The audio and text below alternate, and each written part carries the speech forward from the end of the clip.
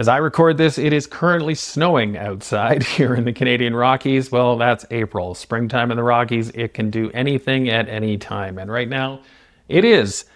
It's cold outside, so I'm warm in here, and I'm going to be working on more preparation for the Calgary Expo, which is coming up on April 23rd to 26th. It is one of my biggest events of the year. I look forward to it, and I look forward to seeing all of the people that I only see there once a year. People who support my work, subscribe to my channel, and come to add to their collections every year. I have a bunch of new paintings that I'm eager to share. But today, in front of me, I have 12 different prints, over 200 in total, that I have to sign and package. These are my 11 by 14 prints. They're my most popular product at the Expo.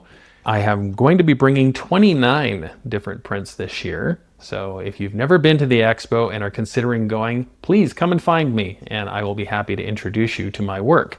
For those of you that I see every year, I always look forward to seeing you. Even if you don't want to add to your collections, please come by and say hello, because I always look forward to hearing from you and seeing you. Now, while I put these prints together, I'm going to sign them, package them, and add them to my inventory.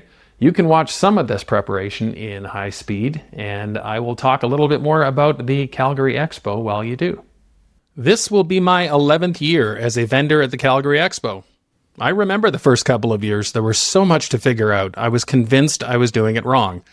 And it's not just the booth, it's all the hardware, the setup, and a whole lot of not knowing what you don't know.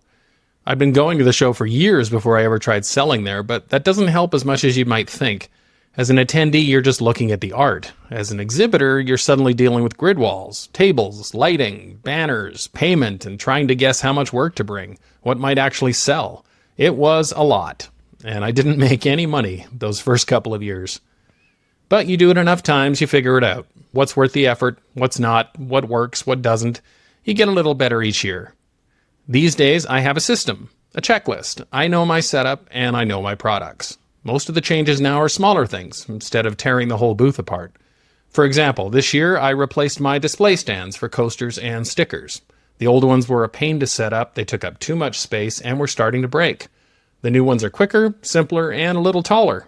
It's the kind of thing I think about now, even though I know customers won't notice. There are still things you can't control.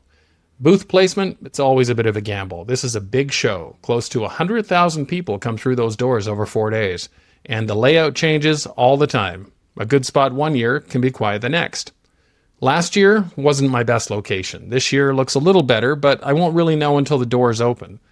I've seen snowstorms hit on the busiest day of the show. Other years, I wished I'd brought shorts with me for the walk back and forth to the hotel. You just make the best of it.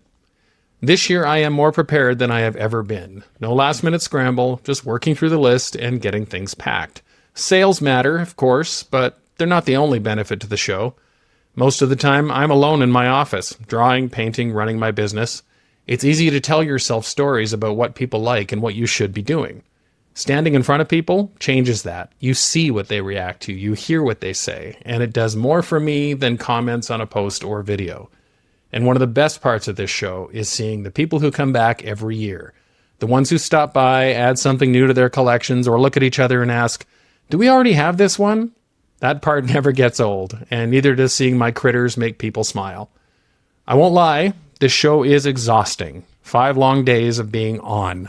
But once I get home, unpack, and catch up, I've usually got some new ideas, and I'm eager to get back to painting.